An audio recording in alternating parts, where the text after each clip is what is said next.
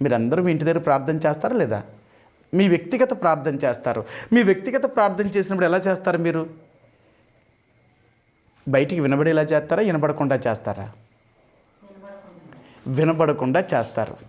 మీ వ్యక్తిగతంగా మీరు ప్రార్థన చేసుకున్నప్పుడు బయటికి వినబడకుండా మీరు ప్రార్థన చేస్తున్నారు.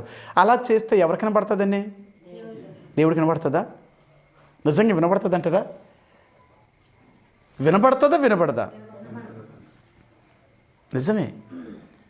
మన హృదయంలో దేవుడు ఏముందో ఎరిగిన దేవుడు మన మనసులో, మన హృదయంలో ప్రార్థన చేసినప్పుడు మన ప్రార్థన నిజంగా దేవుడు వింటాడు. హృదయంలో ప్రార్థన చేస్తే దేవుడు ఎలా వింటాడు? కొన్నిసార్లు అంటాం, నువ్వు అనుకునే మాట ఏదో బయటికి చెప్తే కదా నాకు వినబడేది అంటాం. నువ్వు చెప్పే మాట ఏదో నాకు వినబడితే కదా నేను చెప్తానంటావు.